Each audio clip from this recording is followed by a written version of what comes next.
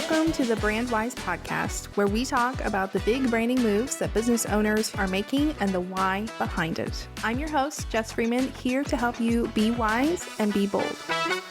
Today's episode is unique because Amy and I are both web designers and have both recently rebranded. Amy Hanneke is a website copywriter and designer based in St. Louis, Missouri, where she lives with her husband and their 2 sons. Amy is the writer of the Rough Draft newsletter and believes that the power of carefully crafted words can transform your entire business and life. I think one of the main things that you will take away from this episode is the importance of clarity in your brand, because it affects every part of your business. And as 2 people who work with a lot of brands and a lot of business owners inside their business, we know firsthand how important that clarity is. So without giving any more away, let's dive into the episode. Hey, Amy, thank you so much for coming on the show today. To get us started, what is your brand all about? Okay, good. Good first question. So my brand is called Hello & Co Creative, and I write copy and design websites for online service providers. Nice. Mm-hmm. And so we obviously do very similar things. Mm-hmm. Yes, we do. And so I was excited to have this chat because I'm like 2 designers who have rebranded themselves. Mm-hmm. We can talk, and we're actually still going to talk about your rebrand process. This this is not an episode about like, here's what you need to do to rebrand, but I want to show your process and all the ins and outs of what it was like to rebrand yourself. Because I don't know about you, but like for me, in some ways it was very easy and like this feels very in alignment, and in other ways I was like, this is so hard. Oh yeah. It was very much both. It was both the easiest and the hardest project I've ever done within my business. Mm-hmm. Yeah. Okay, so let's start with what made you decide to rebrand? Like, what made you decide the brand is what needs to change right now? Yes. So I started my business almost 2 years ago, and I, for full transparency, did not expect to be busy right off the bat. I thought it would be kind of a slow burn. I had a very loose goal. I think I started my business in like the beginning of a year. I wanted to book maybe like 1 to 2 projects because I also am a part-time stay-at-home parent. I kind of do both. So I kind of saw it as something that would hopefully grow in the future, but did not expect growth right off the bat, and was very grateful to experience a little bit of growth right off the bat, book regular projects, but it meant that I didn't actually have time to do my own stuff. So my website, my brand, all of that stuff, I always see website designers talking on like threads and Instagram of like, we never do our own websites. That was so true for me. Mm-hmm. Mm-hmm. So everything just felt super cluttered within my own branding, and I knew it was time because I was avoiding posting to social media because I did not have a look that I felt like represented me. And I was obviously still sharing my website. It had all of the things. The website was not bad, but I knew it wasn't the direction that I wanted it to be, and especially that being my main offer, I knew it was time to just upgrade all the visuals. Mm-hmm. I resonate with that 100%. Like, it's not bad. It's just not what I know that I can do and what represents me well. Yes, exactly. And I don't know if you hear this from your clients. I hear from a lot of my clients when they inquire, they're like, I'm embarrassed about my brand. I don't want to put it out there. I avoid sending people to my website. And while I was I personally was not I've never avoided sending people to my website, but I just realized this year, I was like, this is not me. Like, this is not who I am. And I'm just making it look good so people know I'm a website. Do you ever, side note, do you ever, I'm ready. do you ever talk to people like on a podcast or like not clients, and they're like, I love your website, and you're like, I am a designer, so I'm glad you enjoy it. Yes. Yes, that happens to me actually a lot. It makes me very happy. I had someone tell me the other day that they love my website, and I was like, "Thank you. It Mm-hmm. is what I do." So It is what I I was like, that, but do. it really was. It was so kind, and I did work so hard on my new site that I launched Mm-hmm. earlier this year. So I was like, "That is so sweet," and I thank you so much. But yes, it did make me giggle a little bit. Yeah. I mean, like, obviously I know there are people out there who are like, we all, whatever it is that we Mhm. do, copy, design, social media, like Mhm. whatever you do for your clients, often I feel like people are like, I don't do it the best for myself because I pour it all into my clients. Yes. So, like, I mean, I get it if Yes. people are out there like, oh, my website's not great, but look at my client. So No, I'm like, absolutely. And actually, that I have heard it likened to trying to read the label of a jar from inside the jar when you're doing your own stuff. yes. And that was my exact experience with redoing all of my stuff. Is I was like, I'm too close to it. Like, I'm just too close. Mm-hmm. So that was the hardest part, really, was being that close to it. Yeah. Okay, so I want to dive in a little bit into the actual like redesign, Mhm. rebrand process because you and I redid ourselves. We should Yeah. have swapped, but that's what we should have done. I wish we had known each other when We probably should have done like a service swap. we should have done a service swap. Be like, let's Yes, do we this both for DIY'd. but we DIY because that's what we're designers, so Mhm. it's totally our skill set. But I Mhm. want to like I'm assuming this wasn't just like oh, I'm just gonna like boop boop change the colors and font. Like, did you dive deep into this? Like, walk us through the process of what all went into this rebrand. Yeah, it started and was just going to be a little update, and then I realized that what it really needed was to be taken down like to the studs and completely redone. So I touched every single aspect of my brand and business. So there was obviously the visual aspect of it, but before that, even I was diving into refining my idea of who I wanted to work with Mm, and getting a really clear picture of who that was and what would resonate with that person. And then I was also diving into my offer stack was a huge thing. I spent a long time sitting and revising any like digital products that I sell because I do have some website templates. So I was like, okay, are these in line with my goals and my client and where the brand is going, even visually? Um, and then the copy, completely redone, like literally everything. My welcome sequence, my lead mag, like every single thing got redone in like a 4 to 5 month period. So nice. it was intense. It was very intense. And I love that you mentioned it's also the emails. It's like everything because Mhm. as we know, so many people when they think about brand, they're like my logo, my color, Yes. like, but Yes. our brain is so much more than that. Yes, it really was. The one of the biggest things that I've seen actually the effect of was not even the logo and all of that because it's great to have the cohesive visuals, it really is. But the client experience and the copy were like the two biggest things that had kind of fallen by the wayside as I was just busy with projects. And so those were actually the focus. The brand itself took the least amount of time, like the logo and all of Mm-hmm. that. The other aspects of like the holistic brand Yeah. was where I really had to spend time. Yeah. So, were there any parts of the old brand that were hard to leave behind? Or were you like, Shh, I'm done, like, move on? So emotionally, nothing was hard to leave behind. Logistically, it was hard to admit to myself that I needed to redo brand photos Mm, because my first round of brand photos for this business very much, I wore a lot of neutrals, which was great. I still use the neutral ones.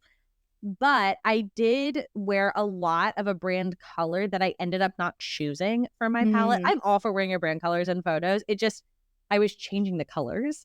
yeah. And so that was the hardest part, I think, for me was then figuring out because, like, again, when I say I redid it all, like all of it, I did new photos, I did like literally everything. So that was the hardest for me, I think, was adding in that aspect because it is hard to at least for my brain to like it's a big investment, it's a big day, there's a lot of logistics that goes into it. I actually really like doing brand photos, but it always feels like a big undertaking. So Yeah. that was the hardest part.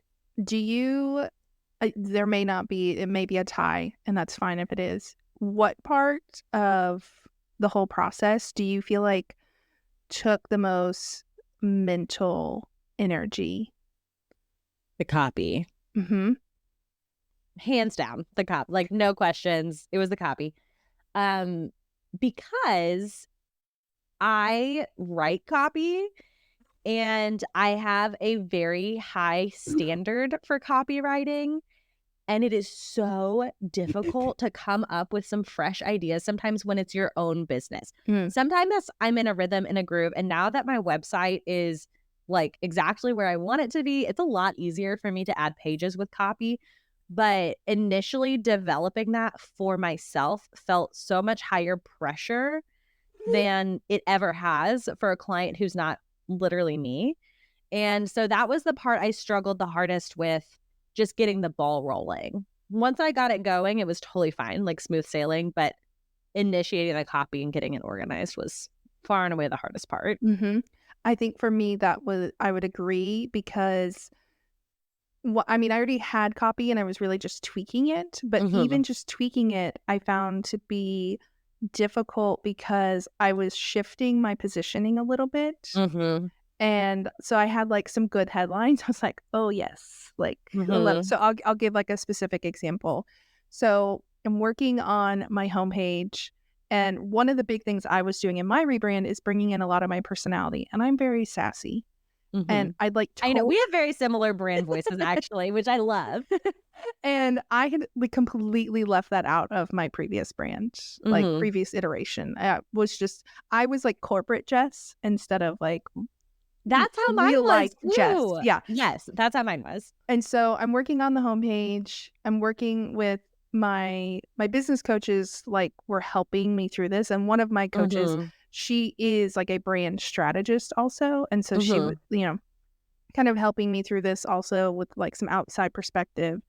And I come up with the headline on the homepage that was something like, your website is screaming like, I made this at 2 a.m. or something like that. Like, and we all loved it. That is so good. That is so good. And I was like, sassy, it like gets the message across. But I changed it because I realized my ideal clients are not actually up at 2 a.m. Like and like, that seems like such a small detail, like, does it matter? But I'm like, no, the level of people that I want to work with, they have boundaries, they have potentially a team, like maybe a VA that helps them with the little edits, or they have a designer that they have on hand, whatever. They are not the type to be redoing their website at 2 a.m. Yes. Like, maybe at 2 o'clock in the afternoon, they're like, oh, let me try and figure out the sales page. Like, I want to change it. Oh crap, I messed everything up. Like, but they are not the type to stay up until 2. And I'm, to be clear, anyone listening, I'm not saying it's a bad thing. Like, I'm not saying you're a bad business owner if you are up at 2 a.m. I'm just saying the people I'm working with aren't doing that. And so I was like, dang it. I love this headline, and it doesn't work because it doesn't speak. It's not the right positioning. It's not speaking to the right person. Yes. So I had to tweak it. Yeah, the copy is so hard like that. And that's how mine was too. The hardest part was actually finding like the central theme, because I don't have a specific niche of like, I only work with these kinds of businesses who do this service. I have more of a vibe. And so it was trying to figure out how to concisely explain the vibes. That was the hardest part. And making sure it like attuned to my audience well, because I agree, my audience also likely would not, for custom design and website and things like that. Typically I work with people who are a little bit further into their business and have a team and have some traction, but want to supercharge it. And so, you just got to be so thoughtful about who you're speaking to and how you're speaking to them. Yeah. Did you do the copy first, or did you do the design first? Copy first, always. Thank you. That is a hill I will die on. Oh, same. There's not even like I was thinking about, as you said that, I was like, well, should I be diplomatic? No. No. Because We are team copy first here. exactly, great copy is what you need to have great design, because Mm-hmm. copy is what's going to be your driver of conversion. I always say design is what inspires interest. When you Mm-hmm. click on someone's website, if it looks like something you're interested in, great. We're vibing. We're staying here for a second. But copy is what inspires action. And so we need to start with that, because the copy can really drive the website strategy. And then you can be designing out the conversion focused words you've already written so that they're more eye catching and they flow conversationally. Mm-hmm. But copy first forever. I Yeah. will die on that hill. Yeah. I am with you on that. And luckily, I mean, I don't know that I've really ever had clients. I can think of one person who we ended up not working together because this was like 8 or 9 years ago, but she was so upset that I would not give her, like, she was like, no, I want the design first. And I'm like, it's not how it works. Like, I can't do the pay. Like, I can Yes. maybe give you like 3 sections, but like, I, what do you want on the page? Like we need to talk about what the message is first and the copy. And like, I can tell you what needs to be on there, but like how long it is, like, because if it's this many paragraphs, well, then I'm not going to do this type of section here, because it does. Yeah. Then it's just a big long section of text that no one's going to want to read. Yes. And there is, okay, I said there wasn't room for nuance. I found one while you were talking, and it's templates. If you're in a space where you're starting your website with a template, then I think it does make sense to start with that, and you can kind of write to the design to a degree, and you can also be duplicating sections to adapt and like make sure you're really hitting your message. But in terms of custom, always copy first. Always. Yes. What challenges, like, were there any like, oh crap moments during this during this rebrand process? I mean, was it just smooth sailing or Good question.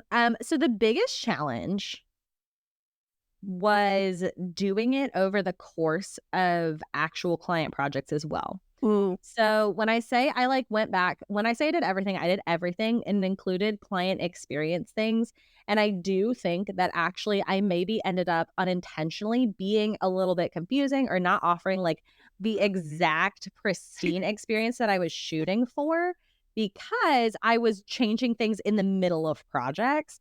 And so that was the hardest part logistically, was doing it alongside other projects. Like if I had to do it again, I would take a full, couple weeks without client projects, do it, and then roll out everything at once. But I think I felt a little bit scattered because I was trying to, like, I always hear people say build the plane while you're flying it, which is just simply not.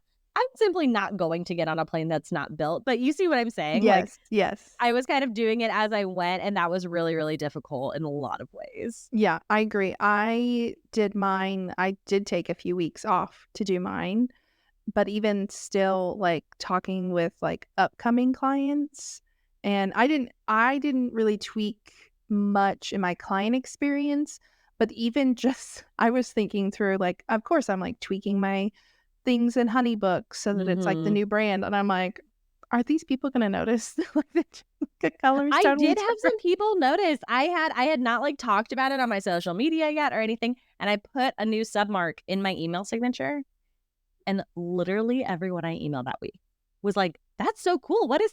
So What's people this? noticed. Yeah, they were like, "Wait, that's different. That's new. I like it." So it was very funny. Yeah, I would say to anyone listening, like, don't overthink it with like, okay, I can't email anybody because they're gonna notice. Yeah, you can't let like, it stop you from taking action on stuff. Yeah, But it's, yes, if anything, it's just a teaser, and they get to they get like the inside scoop, or whatever. Because I had a few discovery calls like right in the middle of that rebrand process, and I remember I had like 3 calls, and I think for 1 or 2 of them, I actually was like, I want to show you like my new homepage.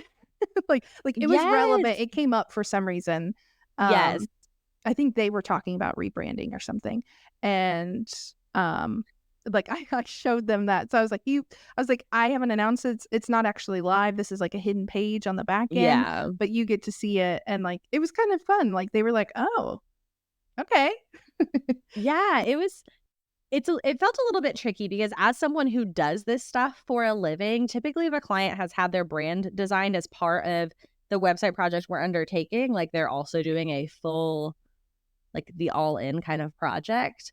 I actually encourage them to roll out their branding before the website launch so that you can, once your website's launched, you're getting traffic. And if it's sending people to your social media channels, then your feed looks consistent, your email list looks great. But there was a lot of perfectionism in me to like somehow this is not possible to like show everyone everything all at once. And I was like, this just can't be. It's not gonna happen. This is just not how it's gonna happen. And I think it was a good thing for me to walk through because I have a lot of clients that deal with that perfectionism as well. And I was like, you're still a real life brand, you know? Like it's a process. So yeah, I mean, even I think about like, let's imagine like if Nike rebranded, which at this point we know they're not going to, but I mean, think about like all the places that they have to update and change things. Like it literally cannot happen in one place in one day. It is. Your branding is everywhere. I'm still finding things with my old branding on them that I did not know I forgot existed. So it's a process. It's taking, I would estimate it'll probably take me a year to integrate it all across the board. It would take less time if I would sit down and figure out all the places my brand are. But I'm like, if I haven't found it by now, it's not something I use frequently. So I'll just update it the next time I use it. Right. But yeah. To just like another point talking about Nike. So I did an episode about Dunkin' rebranding and I was in the DC airport and they have a Dunkin' there and their sign said Dunkin' Donuts. And I was like, see, excuse me, you are supposed to be Dunkin', not Dunkin' Donuts. Oh my God. So that's actually a similar thing happening. I'm in St. Louis, born and bred. And we do not call it Panera in St. Louis. We call it Bread Co. It's called St. Louis Bread Co. It started in St. Louis. It's the whole thing. But they actually are starting to roll out more of calling it Panera. And so it's like the signage is really interesting around St. Louis because they do have, it's the same logo, like the same submark, but they do have different labels on the different, and we all know what it is because it's just the whole St. Louis thing. But yeah, the name changes are so hard. Like rebranding is just an undertaking. It is. So give yourself some grace. Yes. For real though. For real. Yeah. So how has your rebrand impacted your business? Ooh, good question. So I think some of there's kind of like financial ways and non-financial ways. The non-financial ways are it's saving me a lot more time and it's really preserving my sanity because I'm no longer, before I actually sat down and created my own brand guidelines and all of that, I was like every single time I had to post something, I was having to design it from scratch. And I was having to figure out like if I was going to use it to point people to a page on my site, I was like, okay, is it like the old stuff or do I update it? So every single time I talked about my business, which is every day, because that's what we do. Every time I talked about my business, it felt like first I needed to do 30 to 60 minutes of updating before I could actually share what I wanted to share. And now the time saved even is just like, I cannot express my excitement about it enough. It's so much easier now that I know it's cohesive everywhere. Again, I did all the client experience stuff too. So like my automations are down. Like I know someone submits an inquiry. It's every step of that is branded as well. So it saved me a ton of time.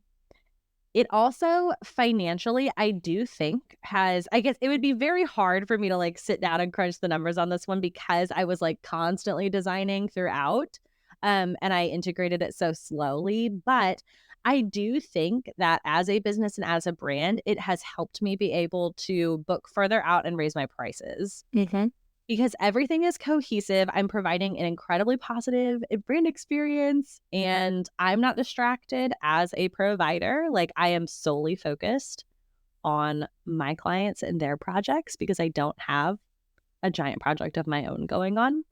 And with the new website, I was really thoughtful to highlight my portfolio too, which I know has been a major part of it. So those are the main benefits, I would say, is the time and then to a degree the money, although my rebrand has not been live for I think long enough to like officially see all the full effects. Right. But even just those little things so quickly is just a huge plus. So that's good. What about you as the business owner? Like do you feel like you've evolved as a business owner during this rebrand? Yes, I really do. I feel like I don't know if it was like the rebrand itself or just kind of the process that I've walked alongside my rebrand, but I feel a lot more confident in what I offer because one of the things you have to do, people talk a lot about figuring out who your target audience is, and I think it's equally important to figure out who your target audience isn't and to build up the self-confidence to say, no, that's not who I work with, which is not to say, it's not like a super exclusionary business or things like that. But for a while, I was wanting to take on projects that were outside of my interest and my scope simply for the sake of taking on projects. And I feel like having this more solid brand foundation gave me the confidence to say, like, I don't do e-commerce websites is a good example, or things like that. So it's given me a lot of clarity as a business owner, and it's set off a lot of trains of thought that will come to fruition soon. a tease of something. Yeah, there's more stuff in the works that are related to the rebrand. So yes, it's definitely like, I think, empowered me as a business owner just to find and seek more clarity and then to pursue that with more confidence too. Yes, confidence and clarity are so important as business owners. Like, it sounds really cliche and obvious, but it's not. When you aren't confident and you're not clear on things, like business, it feels harder. It is often more difficult to get clients. Like, it's just content is harder to create. Like it's a trickle down effect. We don't it have absolutely is. Yeah, it absolutely is. Okay, so last question. What advice do you have for someone who's thinking about rebranding? The biggest advice I have off the bat is to try to seek that clarity first. Because I see a lot of people wanting to jump into a rebrand, even clients that I've worked with on website copy, all the things. I've seen a lot of people who want to jump straight into the quote unquote sexier parts of the project, like the design and all of those, like, animations or social media templates or whatever it is. And really and truly, the project is going to come out better and you're going to feel more confident in it if you start with clarity as to who you are, as to who your business is, as to who you're serving, as to who, like I said, you're not serving. All of that is going to lead to a smoother process. You're not going to second guess yourself and you're going to have a better end result. I guess actually the advice I have is to do it in the right order. And that does start with clarity around your audience and where you want to take your business. Yes, I love it. Clarity first. Yes, every single time. We should start a brand just called Clarity First. Yes, we'll start. Well, coming soon to a website near you. Oh, I love it. Thank you so much for sharing this behind the scenes and sharing your rebrand process, because as we both know, it is hard to do it for yourself when you're a designer. It really is. We really should have swapped. But yes, it's so hard to do for yourself, but it's also so worth it. It is very, very worth it. So, okay. So where can we connect with you online if we want to follow along? Yeah, you can find me. My website is hellococreative.com. And then pretty much all of my handles are at hellococreative. I hang out the most on Threads and Instagram. And my website also has the link to the weekly newsletter I send out as well. Awesome. I will link to that in the show notes. And thank you again for being here. Thank you for having me, Jess.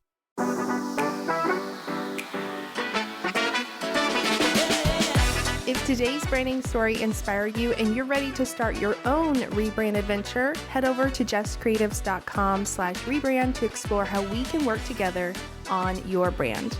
If you enjoyed today's show, be sure to leave a review or share it on Instagram, and tune in next week for another episode.